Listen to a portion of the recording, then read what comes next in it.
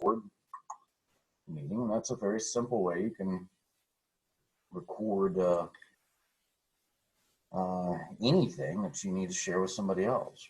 Okay, yeah, just nice knowledge tidbit of. We try to look for the good things that have come out of the pandemic in the last year and a half, right? Being able to use some of the technology that exists is really good. Okay, so what we want to do today, and so everything's on the screen. I'm gonna pull up Word here and type out some stuff on Word because I don't have a whole lot of words that need to be said. All right. So as we've discussed, midterm is going to be next class period. I'll give you 2 class periods to work on. Okay, so I'll be midterms next week. That'll be, what is that? March 30th and April 1st.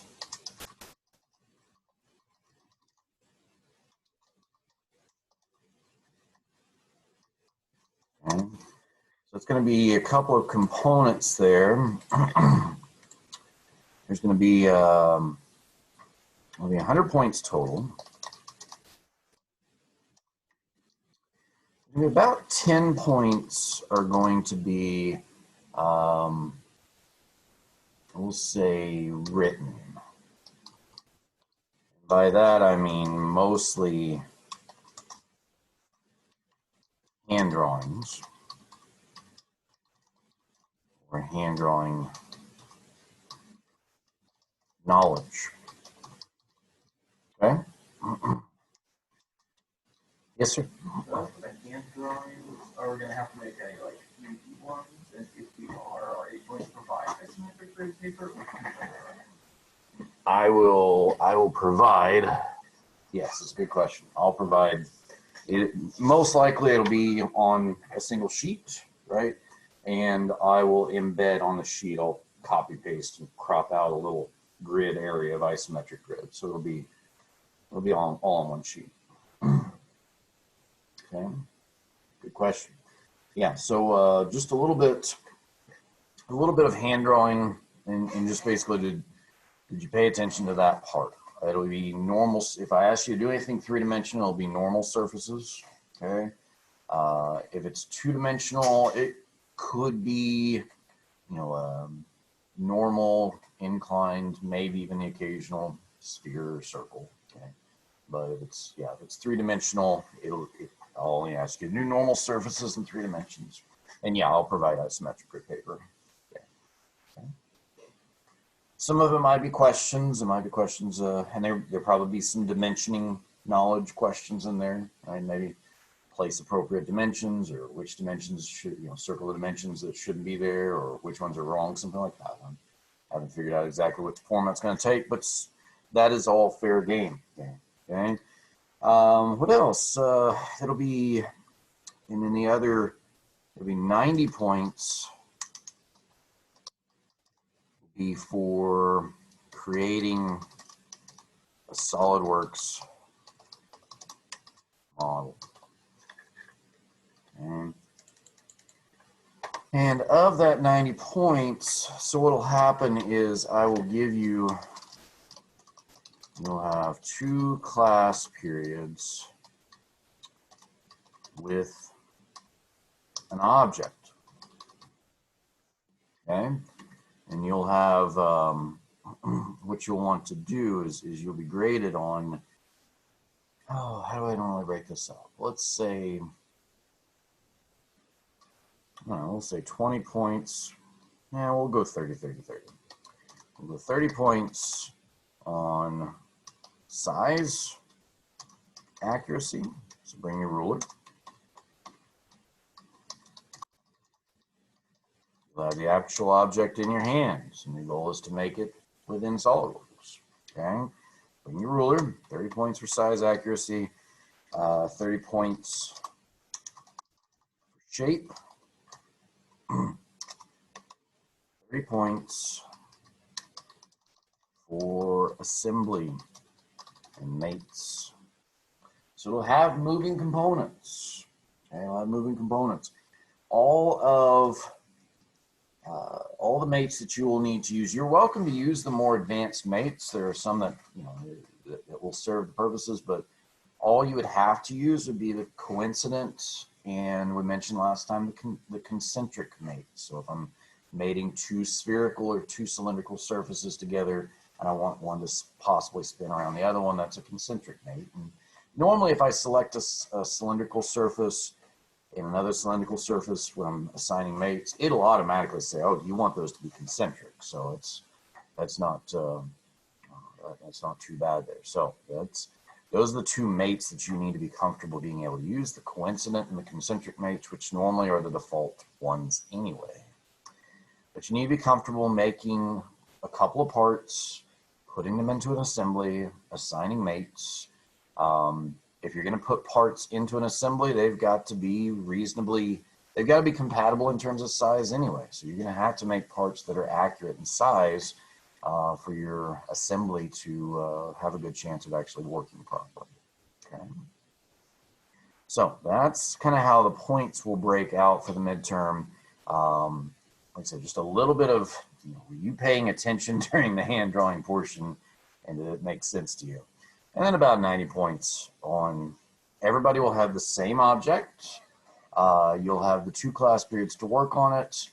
I don't control, nor will I try to control what you do outside of the class. So you won't be able to take the model home, but if you take some notes and want to kick around and play with it at home, I can't stop you. Right? If you want to come in here in this room on Wednesday, to my knowledge, there's nothing in here on Wednesday. Come in here and do so. I've seen individuals work the entire first day and just decide that they don't like anything that they did, and they just scrap it, and then because they've already tried it and they know what not to do, they go very quickly and just knock it right out that second day. I've seen that. I've seen people just come in and they just need an hour one day, and that's pretty rare, but I've seen people that just have probably had, from my observation, had significant 3D software somewhere else, and so they just pick this up real quick, and that's okay. There's not really a prerequisite set for this course, so some of you guys will have not had any CAD experience, and that's the goal, is to get people like that trained up. Some of you have had extensive CAD experience, and you pick this up quickly, and that's, either way is fine. Okay, questions here so far? Okay. Let's see, what else? So some other things. If we talk about general SolidWorks knowledge. Okay.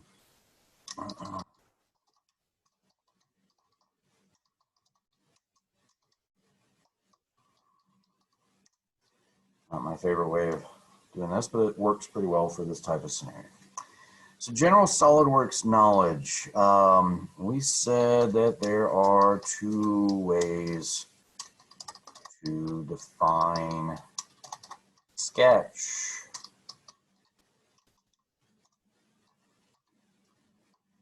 What are those?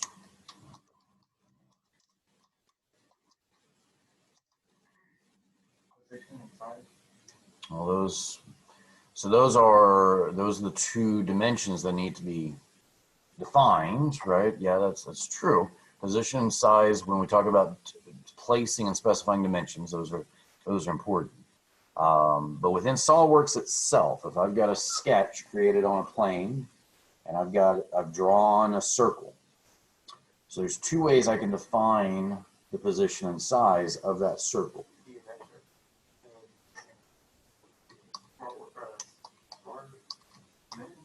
Yes.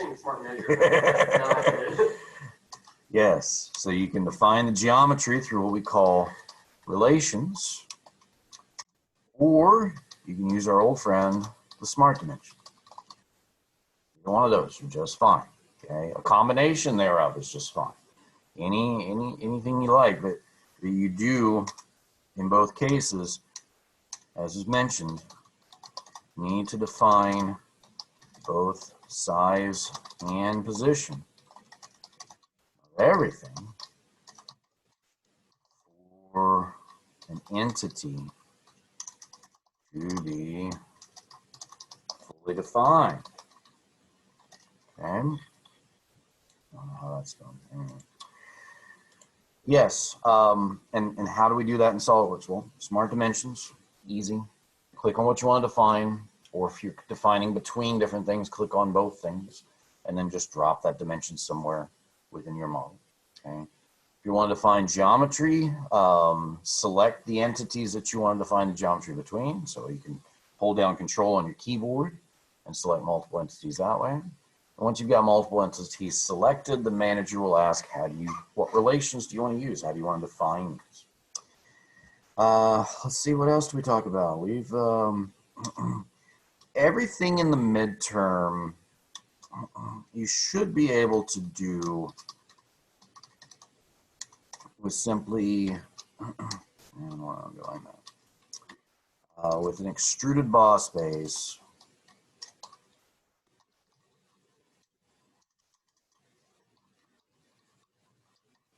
or an extruded cut.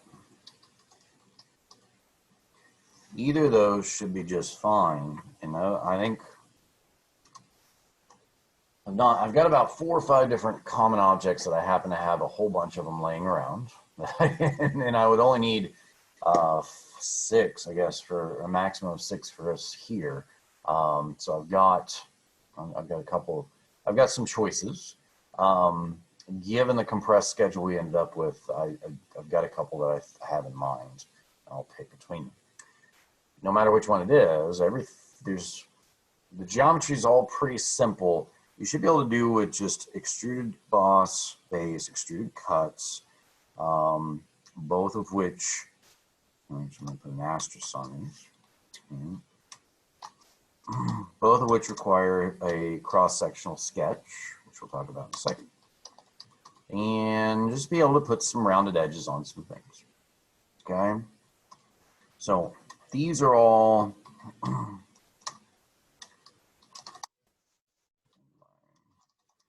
midterm should be able to be completed with these features. Okay? Now, you're welcome to any of the features.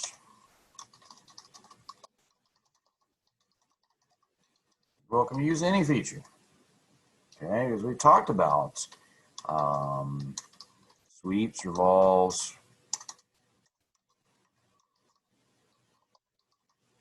They're also in lofts. And every one of those has cuts, and an equivalent cut version of it. So you could do a revolved cut, you could do a revolved sweep. I'm sorry, you could do a swept cut, you could do a lofted cut, and kind of go through the reverse of how you would generate those as features, how they showed you in the tutorials to generate those as features. You go through the reverse process to make a cut, or at least the same process. With a sweep, you just draw your sketch. You'll need 2 sketches for a sweep. You'll need the path and the cross section.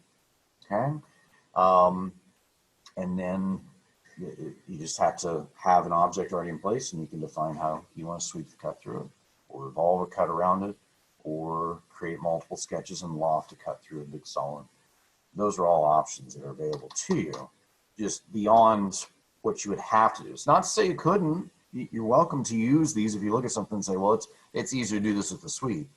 Okay, that's fine with me. Doesn't bother me at all. I did put an asterisk up here earlier, right? So the asterisk is telling us, no. The asterisk is telling us that it requires a cross-section sketch. Most features require at least 1 sketch. Your extruded boss base, your extruded cut, those require a cross-sectional sketch. Your sweeps require 2 sketches. They require a sketch of the cross-section and a sketch of the path. Your revolves require the sketch that's to be revolved, and you define what line it's to be revolved around. Lofts require multiple sketches, at least 2, but depending on how complex the object is, you may need several. Okay, so let's just kind of review here. Basically, if I'm saying things that I have no idea what he's talking about. Go make a note, go back and look, or ask me a question, or take another crack at it. But these are kind of the highlights that I'm trying to go through. What is the stuff that you really needed to have gotten at least a decent grasp on going through as many tutorials as we've gone through.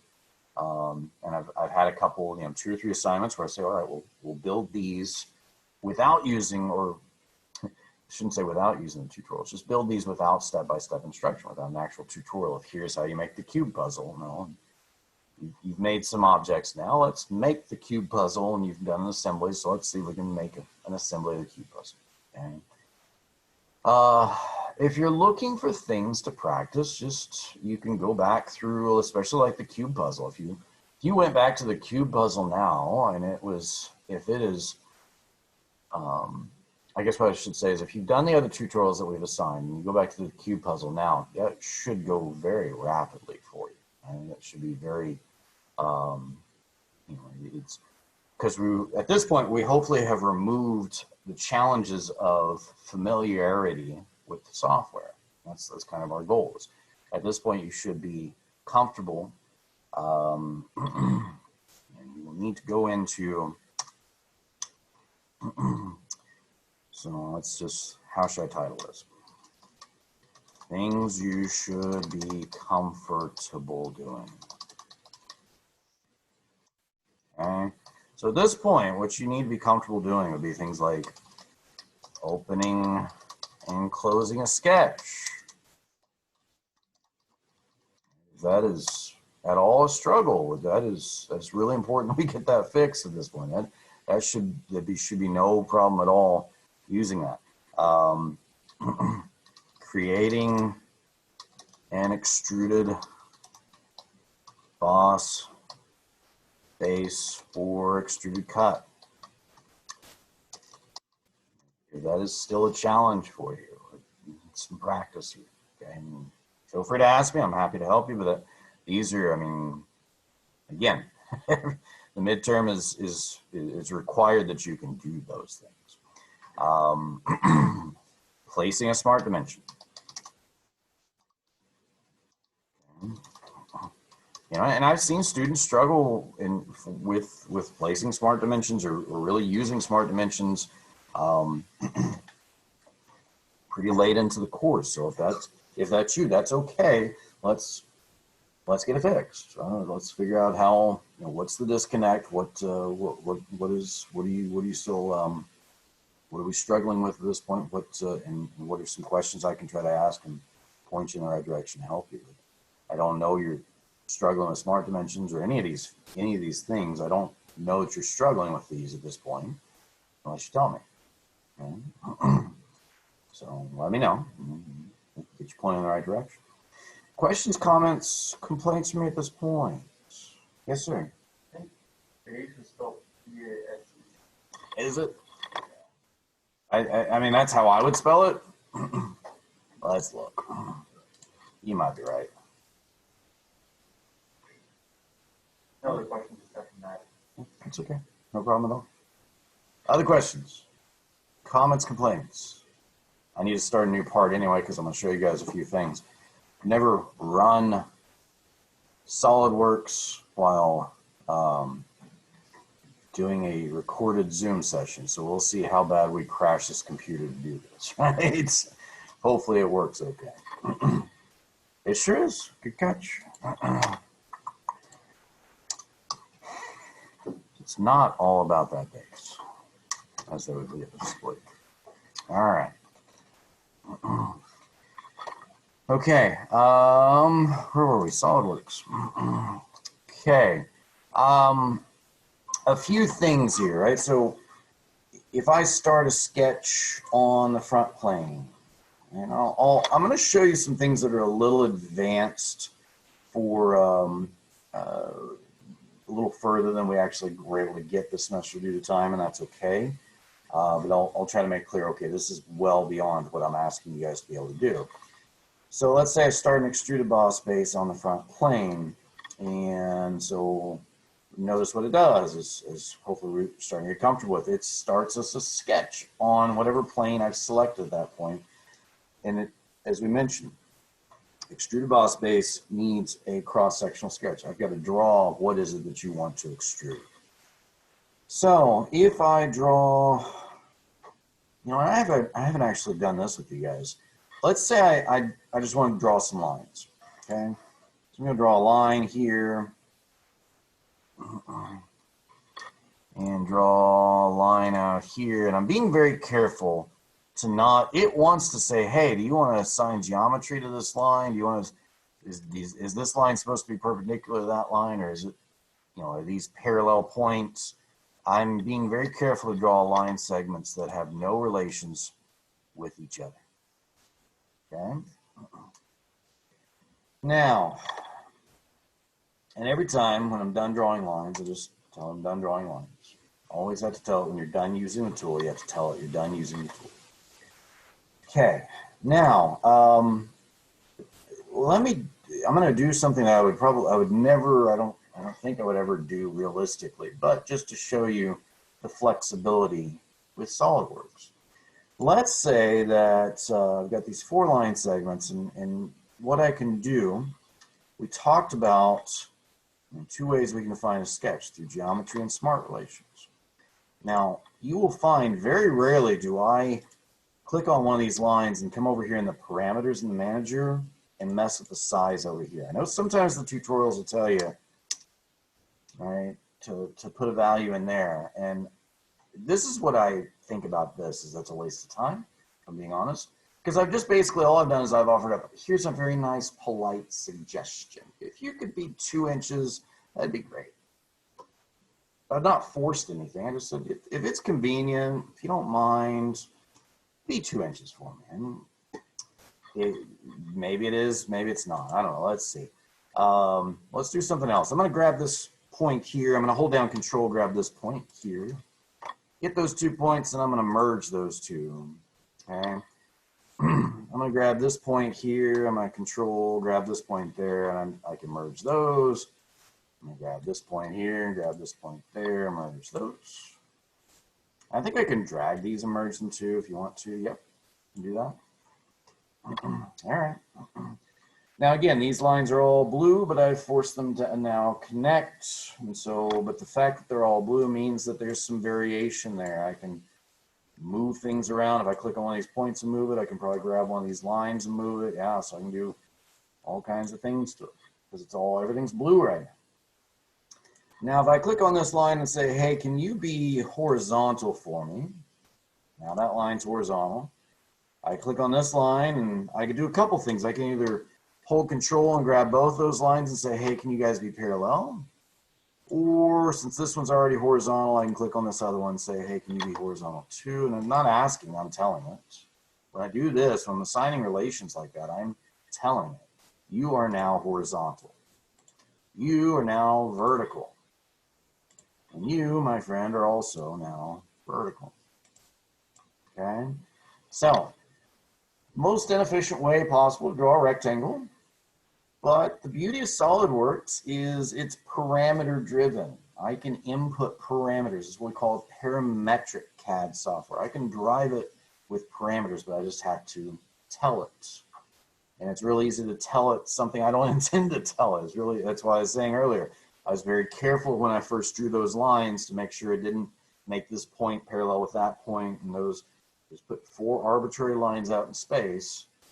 And once they're there, I can move them around, do whatever I want with them. Older CAD softwares, it's much faster. When you mess something up, it's much faster to just delete it and restart. That's normally my experience with AutoCAD. Now, granted, I'm not an AutoCAD expert, but that's normally my experience with AutoCAD is if it's not what I want, you're going to have to delete it and redraw it. Parameter-driven software is different. It's designed for a modern computer. It's more variable. It's more flexible. With that comes a challenge. If you could just arbitrarily draw 4 things in there and it will let you. It doesn't have to be perfectly defined. So it's when you're building something that works with another assembly piece, then everything has to be very well defined so the two pieces work together. So yes, it's got lots of flexibility. Just be careful what you do with that flexibility, because sometimes you don't actually need flexibility. Sometimes you need something very well defined. How do we define this? Well, geometry and smart dimensions. So let's throw some smart dimensions on here. A couple things we could do. We've done this, I think, before, but let's go through it real quick. If I throw a smart dimension on this line, and let's say, hey, and by the way, when I throw a smart dimension on something, I'm not just politely suggesting, hey, if you could be 2 inches for me. No, you're forcing it. That line is now 2 inches until I change this value. It is not a suggestion. That is an order. And this line here, which, by the way, we told this guy to be 2 inches earlier, or we didn't actually tell it. We just suggested, hey, if it's convenient, could you be 2 inches for me? Notice it's not 2 inches now. I didn't force it to be 2 inches. That's, again, for me, it's a waste to put values over here when we're in sketches. Now, if you're in features, you're actually forcing that value. But if you want that line to be 2 inches, the only way to do that is slap a smart dimension on it, tell it to be 2 inches, or relate it to something that is forced to be 2 inches. Okay. Now, if I want this centered about the origin, I can do that a couple of ways. I can grab this line and say, well, your horizontal distance from that line to the origin is going to be 1. And the vertical distance to the origin from the bottom line is also going to be 1. And notice everything just turned black from blue. As we mentioned when we talked about dimensioning drawings, I have now defined both the size and location of this entire square. So it is fully defined. If I add anything more, it will be over-defined. Remember rule number 1 and 2 of dimensioning. Define everything once and only once. Okay. Now, that's okay. Nothing wrong with this. I think we've mentioned this before. Now, what happens is if I change this, now this is 5, and now let's maybe make this one 3. That's okay, I can do that, but notice what's happened now. It's no longer centered about the origin. Okay, so there's a couple things I can do to center this about the origin. Now, I mentioned the announcements today. If you have time, you want to look at the advanced design tutorial, please do that. What that will do is it will show you how to build equations in these smart dimensions. You can actually build equations in these smart dimensions. So if you hover over this smart dimension, see it displays the name. That's what this is called. It's called D1, and it went away there. This is called D1 at sketch 1.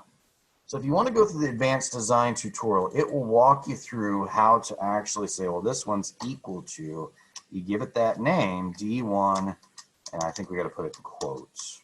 When you're programming, you got to be, the computer's going to be very picky. It'll be D1 at sketch 1 in quotes.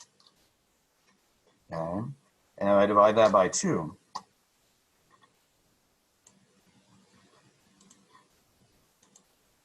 All right, and actually I shouldn't, I don't want to put it on this one. I want to put it on that one. This one's D2. Okay, sorry about that. Let's change that to D2.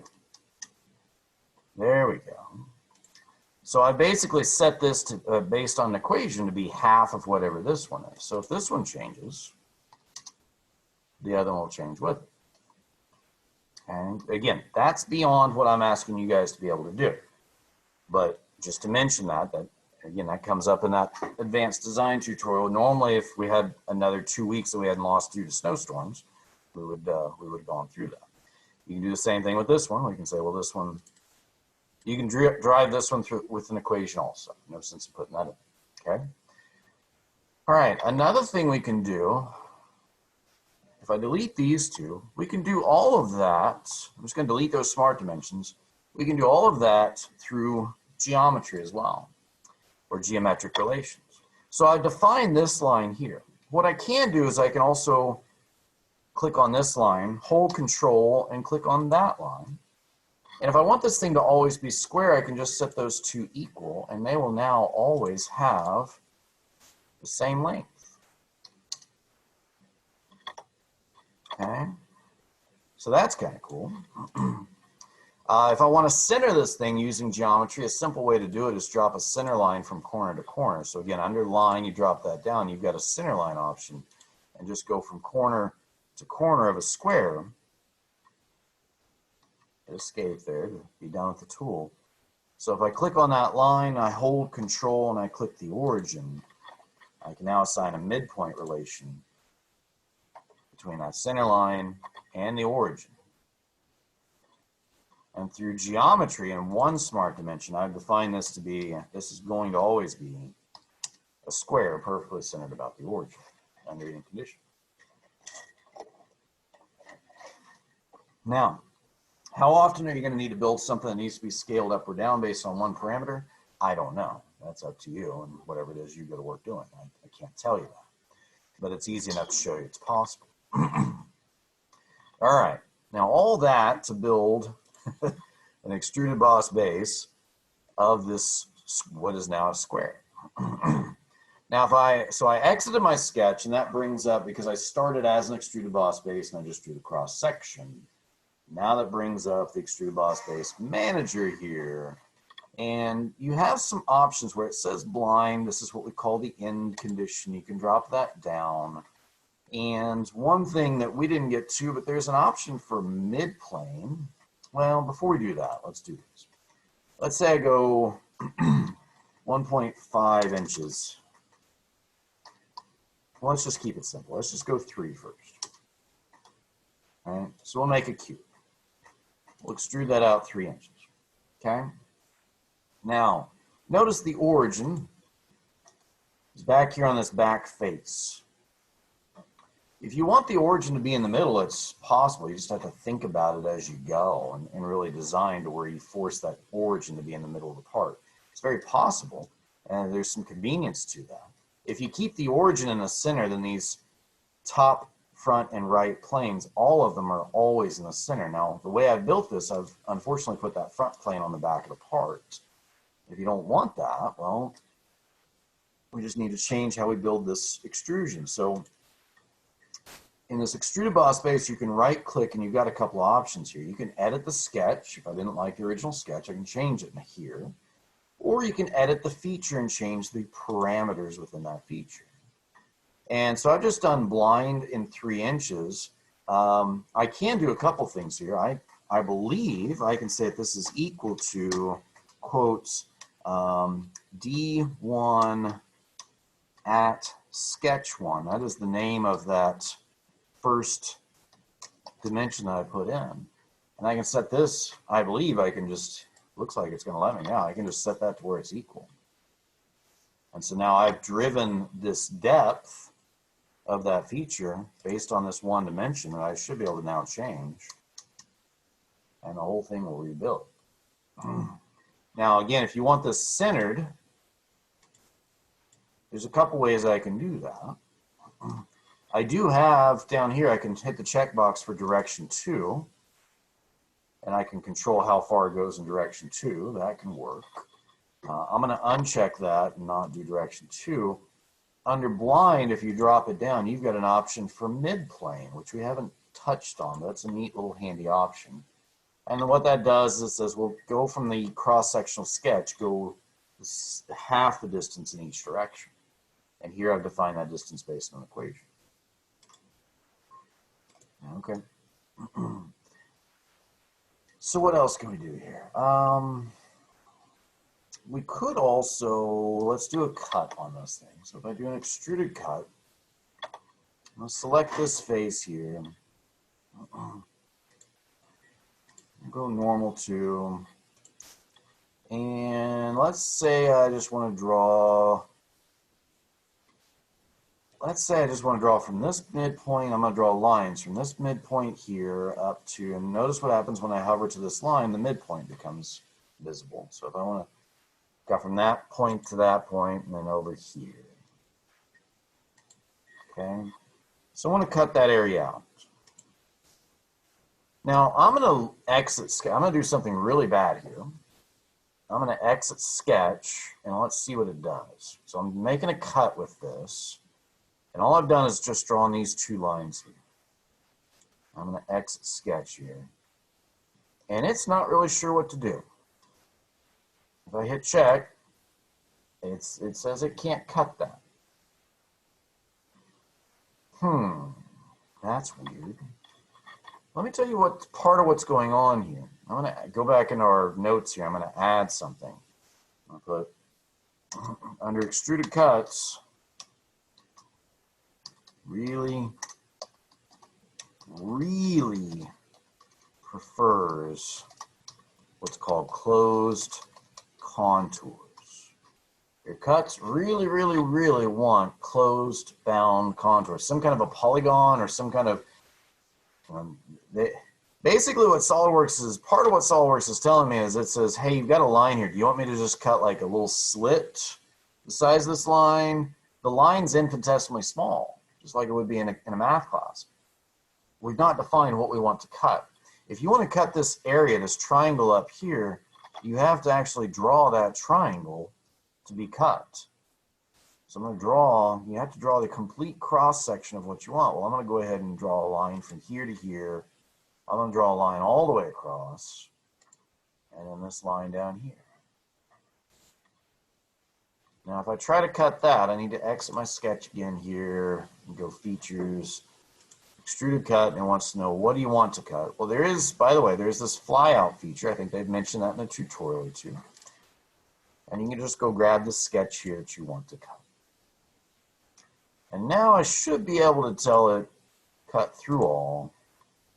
It does want to know which contour, because I've got a couple here. It wants to know, do you want to cut this out, do you want to cut this out, or cut this out? Well, so the blank right now is selected closed contour. If you have more than one contour in your sketch, you can say, well, cut this one out, but not the other one. Well, actually, I want to cut both of them out, so I'm going to get those two. Cut through all. You could define blind, whatever the size is. You could tie that to an equation, or just through all. And then that cuts off. And because I've set those points based on midpoints of those lines that already exist, this whole thing should be driven off of one value.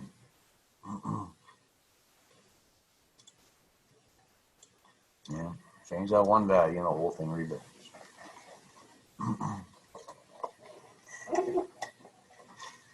All right, questions for me so far? Okay. Guys, those are the critical things we really need to be comfortable with. We've talked, we've seen quite a bit in the tutorials that we've done. There is a lot more, but we just didn't have time this semester, and that's okay. Not a big deal. Okay. Again, should mention other things you should be comfortable doing.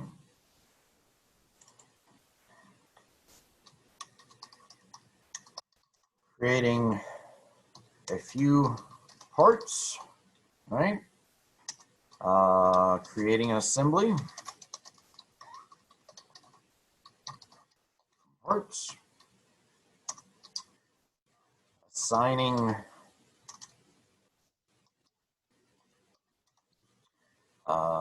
both the coincident and concentric mates in an assembly. You got to be comfortable doing those. What else? Also need to be comfortable submitting all parts needed to open an assembly. You will receive a 0. Well, it won't actually be 0. You'll receive whatever you got on the written component, and that's it. You will receive a 0 if you submit an assembly. Make sense? You send me the assembly, I can't open it unless you send the needed parts with it. Right? I cannot open your assembly if that's all you send me. Therefore, I cannot grade it. This is not the first assembly that you have done. We should know this by now. I've tried to make this abundantly clear. I cannot grade an assembly file by itself. Now, if you just happen to forget, and if you still have your part files and you can give them to me easily, okay, we'll talk about it.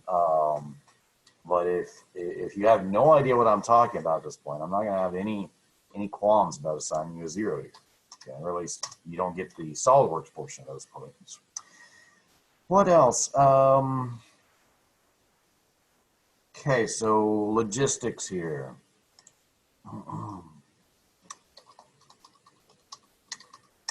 Again, you will have 2 class periods. You will not have access to the object to be modeled outside of class. The midterm folder, assignment folder, will close, I don't know, shortly after class on the second day.